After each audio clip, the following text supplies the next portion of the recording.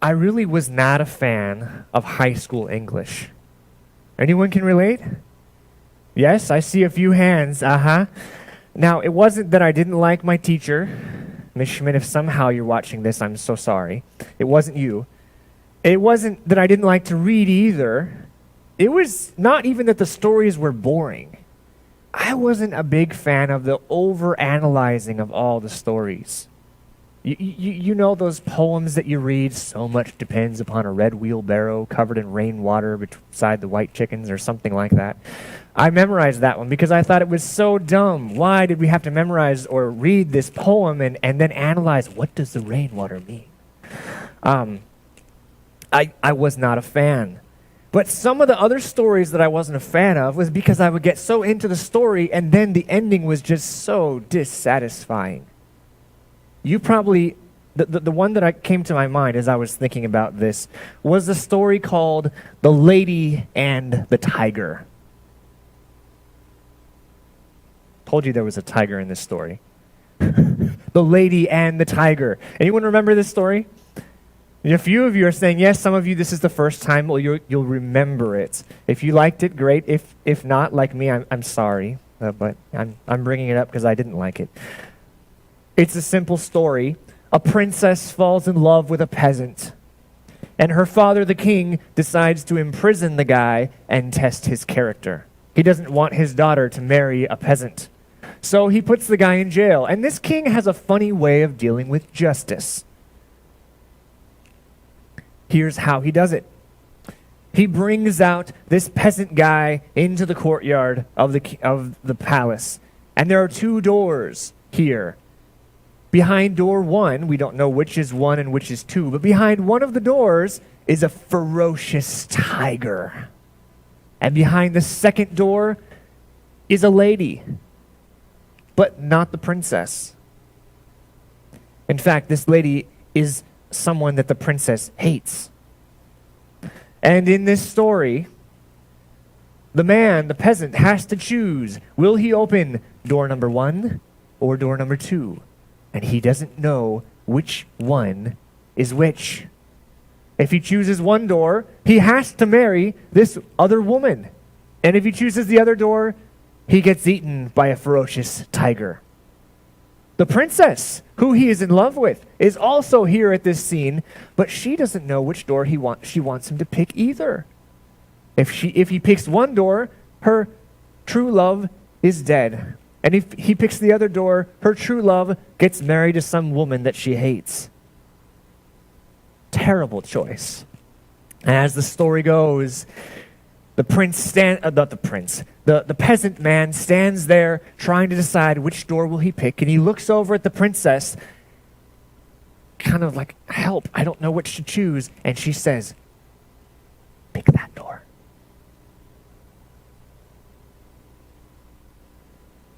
And the story ends with these words. And so I leave it with all of you. Which came out of the open door, the lady or the tiger? Oh, that's it? That's the story? And I looked, there was no more lines after it, and I said, this guy, who is this guy? Frank Stockton. What a trickster. Okay, I'm talking about tricksters. He made me read this whole story. I was into this. Who's she going to pick? Is the guy going to get killed? Does he have to marry this lady? And he didn't finish the story. He just left it. What a letdown. I don't like dissatisfying endings stories. Do you? But, well, we've been studying through the story of Jacob and Esau. Most of our time we've been focusing on Jacob, the trickster. But I have to, before we go into the story, I have to put a disclaimer. The ending of this story might not be satisfying either. So far, we've looked and seen Jacob, the trickster, deceive his father and brother into getting what didn't belong to him. We saw Jacob's dream of the ladder reaching from heaven to right where he was. Never is God going to leave us. We saw that Jacob didn't trust God and ended up in a world of trouble, having to marry, as Barbara was sharing with us earlier, 2 sisters What a nightmare that had to have been. And the rest of the dysfunctional family that Jacob is just starting to experience. And last time, we talked about Jacob when he chose to trust God, spending a night in prayer and wrestling with this man who turns out, Jacob says, to be God, before meeting with his brother Esau.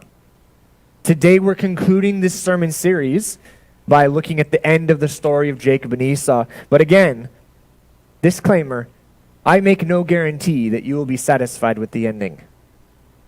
And it's not my fault. I didn't write the Bible. Now, I want you to come with me to Genesis chapter 33. This is where the end of the story begins. Genesis 33.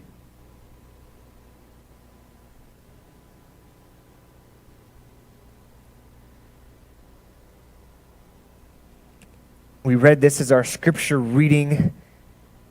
Jacob lifted up his eyes, and look, there was Esau with how many people?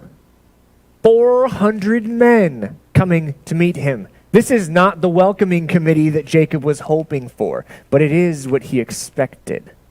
He's been running from his brother for how many years? At least 20. And now this is what he gets in response. 400 men coming at Jacob. So he strategically places his family in order of importance to him. That's going to come back to bite him later. And he braces himself for the attack. And as he crosses over the river towards his brother, Jacob bows down 7 times as a way to try to appease him. He's already tried to appease him with gifts. Jacob bows down 7 times, and his brother Esau, the murderous one, runs to meet him and embraces him and fell on his neck and kissed him and wept. They both wept. This is not the reunion Jacob expected, and I don't think it's the reunion Esau expected either. But they are reunited, and they are, for at least a moment, at peace. Then Esau looks up and says, "Who are these with you?" So Jacob introduces Esau to his family. Look, this is your uncle Esau, your uncle Harry. And each of them come and are introduced. And then Esau says, "Jacob, why did you give me all these gifts?" He says, "These are so that I can find favor in your sight." In other words, this is so you don't kill me. Please don't kill me. And Esau says, "I have enough. Keep it for yourself." And Jacob says, "No, you have to take them." And Esau says, "Okay, fine. I'll take it." Jacob's still afraid of Esau. He thinks that Esau still wants to kill him. And it's possible that he still does. The text doesn't really tell us. But he wants to give Esau a gift because he knows that if he gives Esau all these gifts, it'll be a lot harder for Esau to turn on him.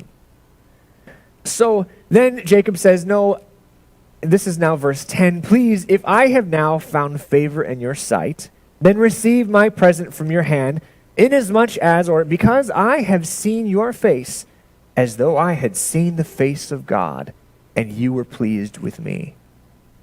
Jacob really is using his words, and knowing his history, it's interesting, it's hard, and different people look at this text, and some of them say, "Oh wow, Jacob finally is seeing Esau like he sees God." And some people look at this text and they say, "Yeah, Esau's trying to pull another one over Jacob's trying to pull another one over on Esau." The text doesn't say, we just have to take it for what it's worth here and say, Jacob has had an experience with God, and this is how he responds to his brother. In a way, he does see Esau as the face of God because Esau has mercy on him when Jacob doesn't expect it. So no matter how you look at it, what Jacob says is true. He urged him, Esau took it. Then Esau says, "Okay, let's go on a journey together. You come with me." And Jacob says, "Oh, I have lots of women and children, and we're just going to slow you down. You go on ahead of us, Esau." "Okay, fine," says Esau, "but I'll send some men to be with you and guard you." And Jacob says, I don't think I trust your men. But he doesn't say that out loud. He says, it's okay. Don't worry about it. We can fend for ourselves. We've gotten this far along. We don't need your extra army. You go in peace, and I'll follow you, and we'll go to your country. But Jacob never gets to Esau's country. This is here in the text. At the end of verse 14, he says, until I come to my Lord in Seir. And Esau says, okay, let me leave you some people who are with me. And he says, no, there's no need for that. Let me find favor in the sight of my Lord. So Esau returned that day on his way to Seir, which is where Esau lived. And Jacob journeyed to Succoth, not Seir, and built himself a house and made booths for his livestock. And he called the name of the place Succoth, which means booths, tabernacles. You ever heard of the Feast of Tabernacles? Same word. Okay, so Jacob does not go back with Esau. He obviously does not trust Esau enough to be super honest with him. Again, Jacob has an encounter with God, but he's still growing. He's still learning to trust God. And this is kind of how the story ends. It doesn't end here, so this is not the ending yet, but it's still not a very satisfying ending, is it? The brothers hug and make up, but they don't live happily ever after. That's kind of, they part. Jacob says he's going to go live in the same place as Esau, but he never does. They live in separate places, kind of away from each other. The next chapter we'll skip over because it's not about Jacob and Esau, but it's a story about how Jacob's own sons are also little tricksters themselves. And they trick a whole city into getting killed by them. In Genesis 35, Jacob returns to Bethel. This is the place where he had this vision from God. He and his family go there. They put away the foreign gods and everything related to those foreign gods. God reaffirms Jacob's new name as being Israel, God wrestler. Jacob's beloved wife Rachel dies in childbirth of his last son, Benjamin. Rachel names him Ben-Oni, son of my sorrow. And Jacob says, no, I will name him Benjamin, son of my right hand. Doesn't want to remember the sorrow there. But then the most dissatisfying scene is the end of the story. Genesis 35, starting in verse 27. Then Jacob came to his father Isaac at Mamre, or Kirjath Arba, that is Hebron, where Abraham and Isaac had dwelled. And the days of Isaac were 180 years. So Isaac breathed his last and died, and was gathered to his people, being old and full of days, and his sons Esau and Jacob buried him. The end. Now, when I read this, I'm left wanting a whole lot more details. What happened when Jacob came to his father Isaac? What was that reunion like? There are no details. There's nothing significant. Isaac doesn't have this, there's no scene where Isaac says, welcome home, my son, I'm glad you're okay. There's no scene where Isaac blesses the grandchildren, which happens with Jacob's grandchildren. There's nothing. All we know is that Jacob went, saw his father before he died, which is interesting. Isaac thought he was dying 20 years before this, but he kind of miscalculated how long he would live. 20 years later, and that's it. He dies. Esau and Jacob bury their father together. The next chapter, Esau becomes this great nation of Edom that was enemies to Jacob's family. And maybe enemies to this day still. And that's the end of the story. There is nothing more about the relationship between Jacob and Esau that is satisfying. There's nothing about the reconciliation between Isaac and Jacob. And as I'm reading this story, I end with this very dissatisfying feeling. Is this everything? That's the story? I'm not the only one who feels dissatisfied about the story. I don't know, maybe you do too. But there's someone else that was a little bit dissatisfied with how this story ended. Any guesses? Jesus was dissatisfied with the way this story ended. Because when he retold this story, he changed all the details. You're saying, wait, Pastor, Jesus told the story of Esau and Jacob and Isaac? Oh yes, he did. It's not explicit, but you can find almost all the details of this story in another story that Jesus told later on. Last week, if you were at the Fall Festival, we talked a little bit about the parable of the lost sheep and how it relates to Psalm 23. And I told you that in that parable, or in that story, Jesus tells three stories: a parable of a lost sheep, a parable of a lost coin, and a parable of lost sons. Sons, plural. And I mentioned that these all come from pictures of God in the Psalms. And I said that I would say what those were. So here's what that is. Luke chapter 15 is where we're going. This is where Jesus tells all three stories. And in Luke chapter 15, Jesus tells a story about a good shepherd. In the Psalms, God is known as a good shepherd. Jesus tells a story about a woman who lost a coin. In the Psalms, we find people being comforted.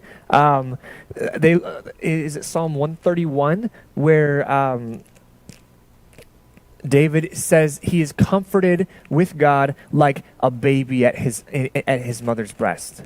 He's a very it's a picture of a motherly father. And I want to be careful here because we're not trying to say that God is a woman. He is not.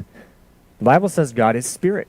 Those who worship him must worship in spirit and in truth. The Bible also says we are created in the image of God, and when he created us, he made us male and female.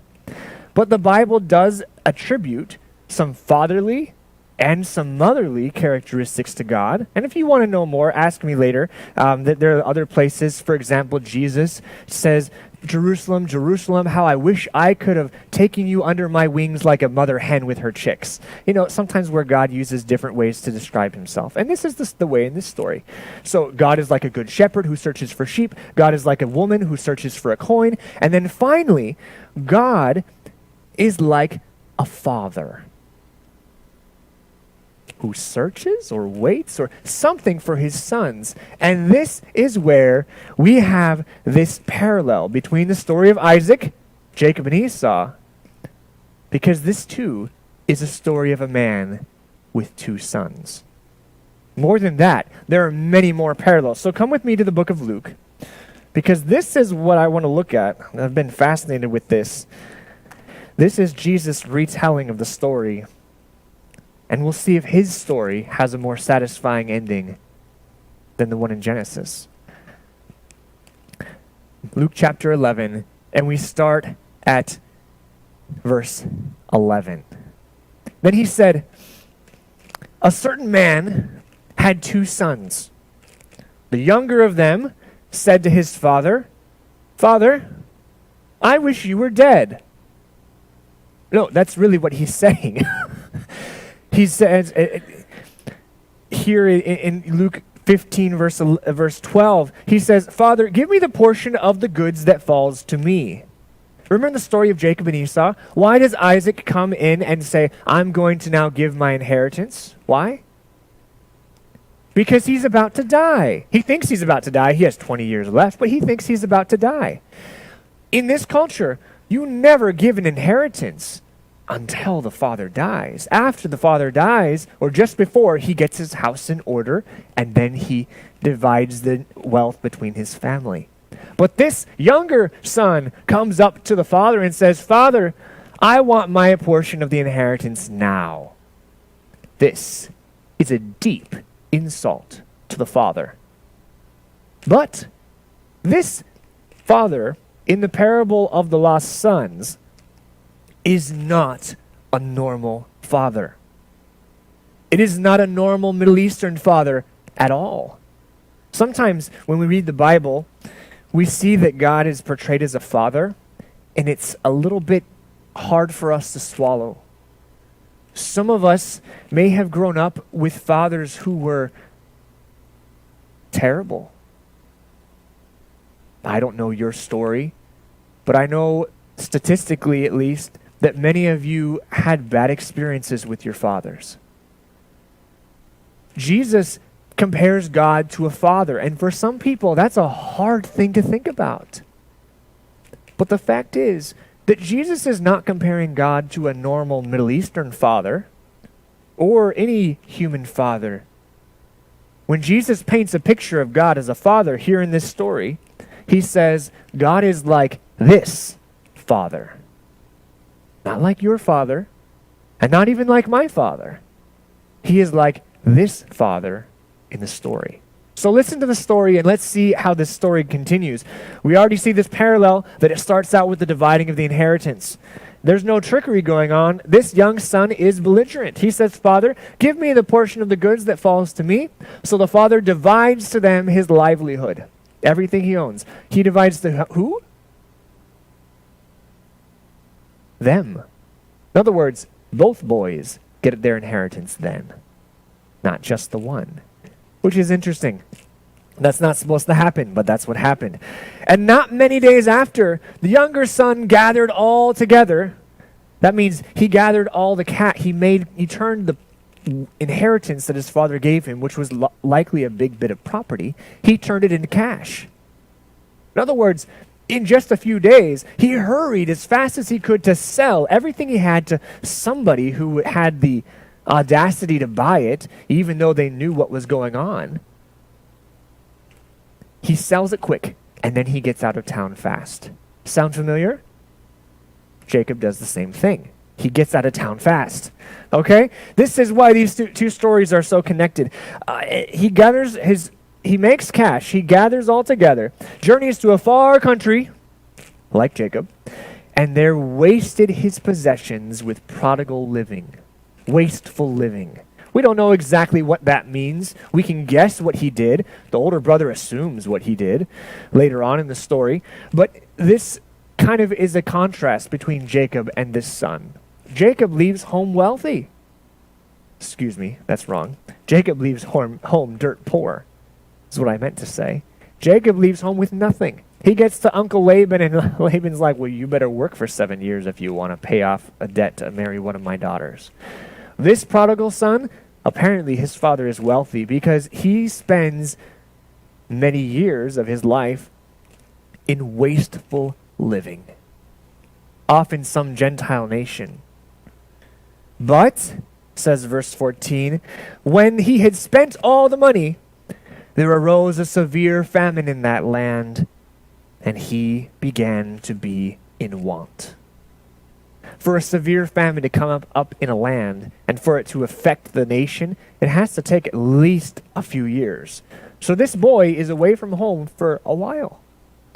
And then this boy went, verse 15, and joined himself, literally he glued himself to a citizen of that country, and he sent him into his fields to feed swine. Again, a parallel. Jacob spends his whole life feeding livestock, sheep and goats for Laban. This guy works with livestock too, but is it some sort of honorable livestock? No, these are pigs, the filthiest creature on the planet, and especially to Jews who are not allowed to eat them for good reasons. But he goes and feeds pigs. And he would gladly have filled his stomach with the pods that the swine ate, but no one gave him anything. In other words, not only is this guy so desperate for money that he's feeding pigs, he wishes he could become one, if he could. This is the lowest of the low you can get. But, 17, when he came to himself, when he finally thought about his condition, he said, wait a second. How many of my father's hired servants have bread enough and to spare, and here I am perishing with hunger? I will arise and go to my father, and I will say to him, Father, I have sinned against heaven and against you and before you, and I am no longer worthy to be called your son, so make me like one of your hired servants. Now we know this story. This isn't a story that is surprising or new to many of you, at least. But I learned something new in the last couple weeks as I've been studying this story. One, the prodigal son's thing that he says, "I have sinned against heaven and before you," is a quote from the Old Testament. He's quoting somebody, but it's not who you expect. Do you know who this guy is quoting in his confession? Pharaoh. Yeah, Pharaoh, during one of the plagues, comes to Moses and says the same phrase, "I have sinned against heaven and against you." But his confession is not very sincere. And if you look at this confession that this boy is making up right now, it's not a super sincere confession. He just wants to survive. He's starving and he needs food. Quick. Now he's right. He has sinned before against heaven, and he's sinned against his father, and he's no longer worthy to be called a son. But his solution has some problems. Because he says, "Make me like one of your hired servants." In other words, you train me to be one of your servants, and I'll work hard, and I will try to earn back all the inheritance that I wasted. The boy thinks he can earn his way back into the good graces of his father.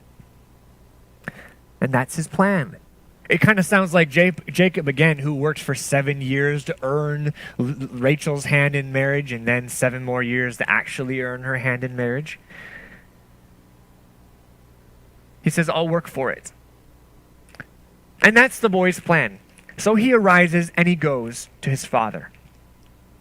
This is a big risk to take, because in this culture, he not only has shamed the father, but he's shamed the whole community. The community does not want to see this boy again. They know what he did to his family, and they're not going to welcome him back with open arms. And at this point in the story, I think it's important to pause and look back at the story of Jacob and remember how Jacob's father reacted or didn't react when Jacob came back home. Was there a reaction from Isaac recorded in Scripture when Jacob came back home? There's nothing. No conversation. And this is how people expect the story to go in this culture. As Jesus is telling this story, they expect for the father to sit in his house and get word, "Your son came back home," and for the father to sit stoically then and say, "No, bring him in and let's see what he has to say for himself." But this is not how this father acts. Like I said, this is a story about a father, and God is like a father, but he's not like our fathers. He's like this father. This father is very different. Verse 20, when he, that prodigal boy, arose and came to his father, but when he was still a great way off, his father saw him and had compassion on him and ran and fell on his neck and kissed him. Wait. Did you hear that? Have you heard that phrase earlier this morning? Esau does the exact same thing. In fact, in the whole Bible, there's only 2 people that have this running, falling on the neck, and kissing experience. It's just Jacob with Esau and the prodigal son with his father. In this case, in Jacob's case, we don't really know Esau's motivation here. But in this story, we do. Because we know Jesus is saying the Father is like God. So, the father sees him, runs, which, by the way, people in Middle Eastern culture, even today, grown men do not run. It's disgraceful. It's shameful. They have to pick up their robes to run, and that's just, you don't do that. The mother now might be allowed to do this. And in fact, as I was reading, somebody was writing about this in a book. His name is Kenneth Bailey. He grew up, or he didn't grow up. He lived for a long time in the Middle Eastern culture, and so he takes a look at the story through those sort of a lens. When he reads the story, he says, in this culture, the mother would be expected to run and find him. That would be okay for her to do. she'd see him and she'd run to him, and the father would sit in the house and wait and say, well, let's see what he says. But in this case, the father does not just sit in his house. The father runs out, fell on his neck, and kissed him, and it gets worse.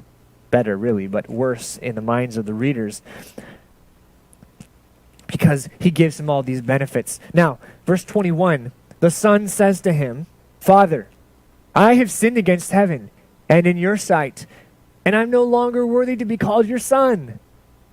But notice what he doesn't say. What was his original plan?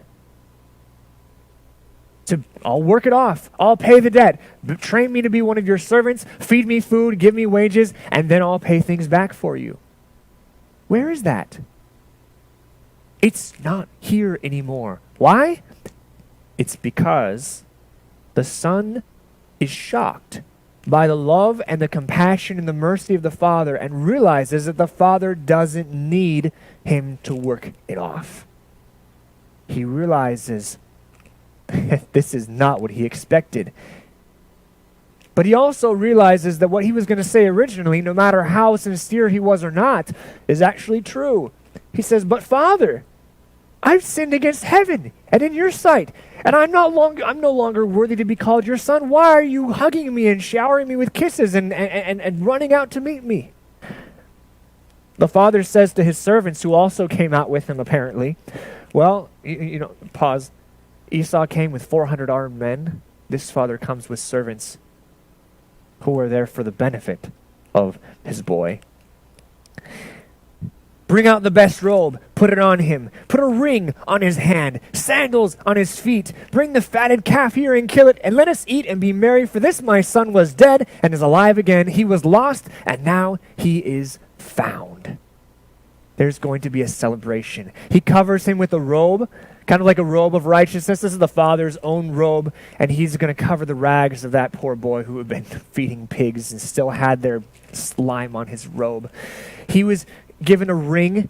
This ring is really, in this culture, this is the family credit card. You have the ring of the father, you can buy whatever you want. And this boy had swindled everything, but yet the father gives him the ring so that he can still continue to do that if he wants. That's an interesting picture of God. Not that he wants us to do whatever we want, but that he loves us despite of what we do and works to save us and to change us anyways. And then he gives him sandals on his feet. Let me ask you a question though, because this is something that shocked me as I was studying this again. Who is the party for? For the lost son. It seems like it, doesn't it? But let me ask you a question. This story is the third in 3, right? Story number 1 is about the shepherd and his lost sheep. At the end of the day, the shepherd brings his sheep home and calls his friends and says, "Rejoice with me, I have found my lost sheep." Who is the party for? It's for the shepherd. The sheep's not going to enjoy a party. The sheep's just bang with his friends in the cage. Number 2, the woman loses a coin in her house. She sweeps it out her dark house until she finds that one coin. She calls all her friends together and says, "Rejoice with me, I found the coin that I lost." Who is the party for? Who is the party in honor of? The woman who found her coin. She says, "Hey, come over and celebrate with me because I found this coin." When you throw a party,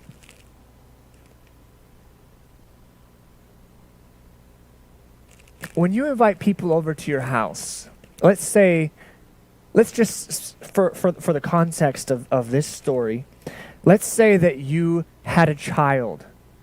Okay, Kenji was born not too long ago, and I don't know how it all happened, but I imagine when he was born, his family said, "Hey, let's have some family over and celebrate." The party, of course, is in honor of the boy being born. It's the little kid, and we're celebrating his life. But also, the party is really to celebrate the parents. They get the most out of the party. They're the ones that successfully had a child. And as much as we celebrate the little boy who is born, the little boy didn't do anything. The parents did. This is what's interesting to me about this story and changed my mindset when I was reading the story of the prodigal son. The father is not so much celebrating that his boy finally did all the work to walk back home. That's not the case. The father is celebrating that he found his boy. The celebration, of course, the son is the guest of honor and is probably awkwardly embarrassed, standing there like, this is not what I expected. I just wanted to have a house with food, and I got a party. But the party really is not for the son. We're not celebrating the fact that the son was so finally so good that he came back. We're celebrating the fact that the father found the son. And the community that would come out to the party, they would not have come out to a party to celebrate this boy. They know this boy is shameful. He came back home? Good. Hope he works it off and pays back his father. But they know the father. And now that the father is happy and celebrating, they come to celebrate with him. Now that's an interesting thing. And honestly, I'm still trying to wrap my mind around the implications that has. But I do know one thing. The text continues to say in the end of the other two parables that there is joy in heaven when one lost sinner comes back home. The celebration is, of course, because of the one lost sinner who comes back home. But the person who gets the credit, the glory, the honor for all the work that they did is not the person who worked their way back into the Father's graces. No, because that would be salvation by works. The person who gets the credit, the honor, the glory, the party is celebrating God and what God has done and how God has found who he has lost. That's an interesting thing to think about. And I'm going to keep thinking about that for a while. But I wanted to share that with you. As we come to the end of this story, the story seems to have a happy ending. This my son was dead and is alive again. He was lost and is found, and they began to be merry. And then trouble strikes again. Verse 25. Now his older son was in the field. Interesting that the last place we found Esau was in the field hunting. The older son is in the field. And as he came and drew near to the house, he heard music and dancing. And he thought to himself, that's strange. What's going on here? So the text says he called one of the servants and asked what these things meant. The book I was reading that was talking about this word for servant, paida, which can mean servant but also can mean a little boy. And it's very possible that the servants are inside helping with the party, but the little boys are outside playing and having a good time at the party. And the older son calls out to one of the little boys there and says, hey, what's going on in there? I didn't know my dad was having a party. What's the deal? So he called one of the servants or one of the little boys, either way, verse 27, and he said to him, well, your brother has come. And because he has received him safe and sound, your father has killed the fatted calf. Now, again, who did an action to receive a party here? Who did an action? Or, how do I phrase this? Why is the party happening according to this servant? Your brother has come, and because your father has received him safe and sound is the reason for the party. Now, this safe and sound is probably the idea in the Old Testament of shalom, of peace. The father has made peace with his younger son. And so he is celebrating the fact that he has made peace with him. And that this younger son has accepted this gift of being found. The older brother is enraged. Verse 28 says, but he was angry and would not go into the party. Therefore his father came out of the party and pleaded with him. Again, I have to pause briefly to explain something here. The feast is in honor of who, we said? The Father. Everyone's coming to celebrate the Father, that the Father found the Son. So the guest of honor is the Son, but the guest, the person, the host, the main person throwing the party, the reason people came is the Father. But the Father leaves the party to go out and search for his other son. This is a very similar level of audacity for the father to go out. One, he ran out of the house to go find his younger son, and now he goes out of the house in the middle of the party he's hosting. This is a bad example, but it's almost as if I got a phone call right now to say that a friend of mine was here but didn't want to come inside the church. And it's almost as if I said, can you guys wait just a minute? I know that we're almost done with the sermon here, but I just need to leave real quick and ask my friend to come inside. That would be awkward, right? And I wouldn't do that probably unless there was an emergency. But this is kind of the idea of this story. The father leaves the party to try to reconcile now with the older son. And he says, the father comes out and pleads with him. And the older son answers and says to his father, look, these many years I have been serving you. He's done what? Been serving you. Hold on to that thought. I never transgressed your commandment at any time, yet you never gave me a young goat even, that I might make merry with my friends. But as soon as this son of yours who came, who has devoured your livelihood with harlots, you killed the fatted calf for him. He's misunderstanding the purpose of this party. The father is not celebrating the debauchery of the son. He's not celebrating that the prodigal wasted all the money with living. He's celebrating the fact that he found his son. But the brother doesn't get this.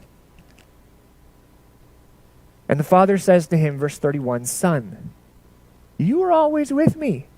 First of all, he says, son. The brother says, look, father, I've served you all these years. The brother thinks he's a servant. Both of these boys have a misconception of their father.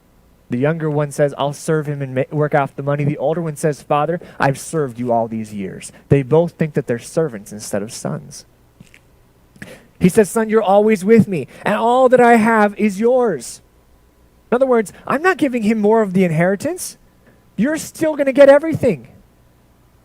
It was right, he says, that we should make merry and be glad because your brother was dead and he is alive again. He was lost and he is found. The end. Oh.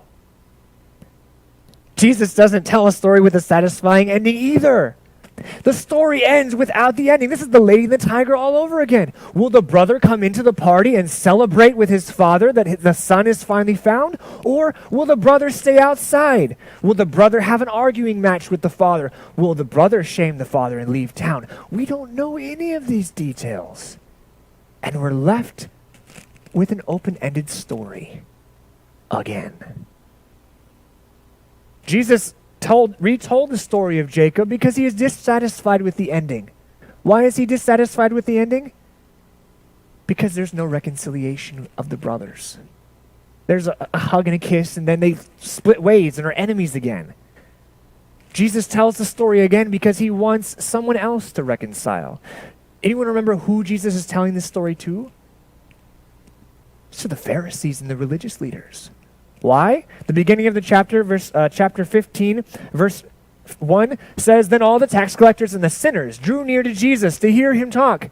And the Pharisees and scribes complained, saying, this man receives sinners and eats with them. So he spoke this parable to them. Lost sheep, lost coin, lost boys. The point was, look, religious leaders, you're acting a bit like Esau here. Esau? No, we're descendants of Jacob. We're the children of Israel. Oh no, you're acting more like his hairy brother.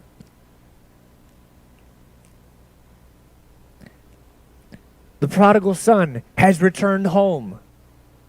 These sinners and tax collectors are allowing me to interact with them, says Jesus. I'm with them, and I'm celebrating the fact that they let me into their lives. They're not perfect yet. They haven't repented, maybe they have, but Jesus is working with these people and allowing them to come be with him and ask questions, and he's making friends with these bad people in town. And the Pharisees and the religious leaders are angry because he's offending them by being with these people. Jesus says, you are acting like the older son here. The younger son has come home. It's not right. Isn't it right for me to celebrate the fact that I'm beginning to have a relationship with people that weren't in a relationship with me before? But also Jesus is saying to the Pharisees and the religious leaders, I'm willing to stop what I'm doing to go after you also. Which really is what he's doing in the story, because he's talking with the sinners and the tax collectors, and the Pharisees interrupt his talk, and he tells them stories. He's interceding, pleading with them at this time. And he's saying, look, I want you too, Pharisees, religious leaders. I want you to be reconciled with me. And I want you to be reconciled with your younger siblings. The sinners, the tax collectors, the people that you don't associate with anymore because you're too good for it. Because both of you have a bad picture of my Father, Jesus says. Both of you think that the way to earn the Father's love is to earn it. That you have to be servants. But that's the wrong picture. The Pharisees made up all sorts of rules so that they could earn God's favor, and none of it worked. God says, it's the relationship that I want. He wants a relationship with the sinners. He wants a relationship with the religious leaders. And he wants them to have a relationship with each other. And in the context of this relationship, he can change and transform. In a sense, Jacob had his prodigal son moment when he returns home, not with Esau, not with Isaac, but with God at Bethel when the ladder came down. This was the moment where Jacob had an encounter with God that changed his life forever. And from there, the story shows how he grows and makes mistakes and grows and makes mistakes and learns and continues on his walk with God. This is what God always wanted from each of the people in this story of the prodigal son and for you. Jacob thinks that he can bring gifts to God to earn Jacob thinks he can bring gifts to Esau to earn his forgiveness. The prodigal son thinks that he can work hard to earn his father's forgiveness. The father says, no, you can't earn it. I will give it. It's a gift. And this is how the two stories are connected. This is how the story of Jacob ends with a dissatisfying ending. This is how the story of the lost sons ends, a dissatisfying ending, but only because you choose the ending.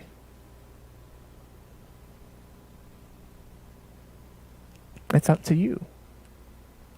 Maybe you're feeling like a prodigal son today.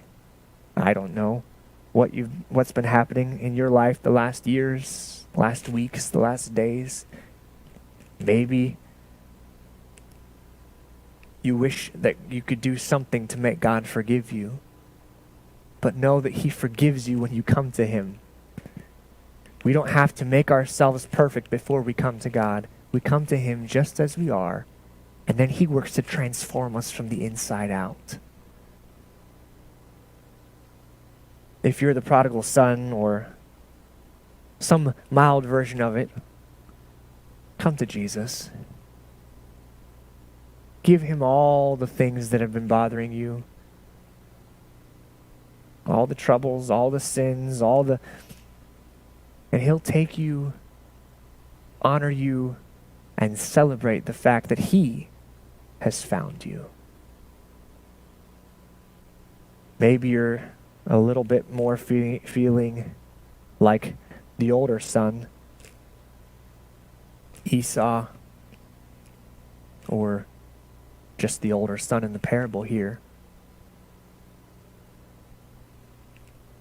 That you've been serving God all these years, but it's hard to wrap your mind around how you can serve God and other people can just come in and God will accept them without all the work you've done.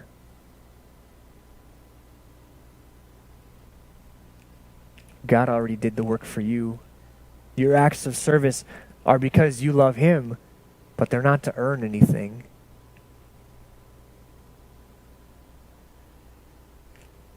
Both of these sons were lost. So all of us, our role then is to come back home. To say, Jesus, my picture of you isn't perfect because I'm a human. But take me today just as I am. Come and live inside my heart.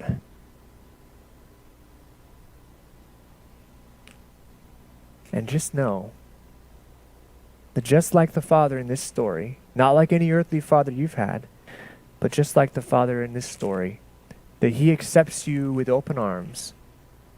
He will make you part of His family. You are part of His family. But now you've actually realized it. This is what's worth celebrating. So give Him all of the troubles, all of those emotions, all of those issues, the things you can't stop doing on your own. He promises to guide you. It might take a while. It took Jacob a while. In fact, it took generations sometimes to make some progress. But this is a picture of the grace and mercy of God. Will you come to Him today, just like you are? He'll welcome you back in. Or, like the older son, He'll reaffirm that you are His. You've never left. Maybe you just need to know you're His son, not His servant. You're His daughter, not someone who's there just to work for Him. Because He loves you like this Father. And I'm thankful for that. Father in heaven, as we think about the end of the story, we realize that we determine the ending.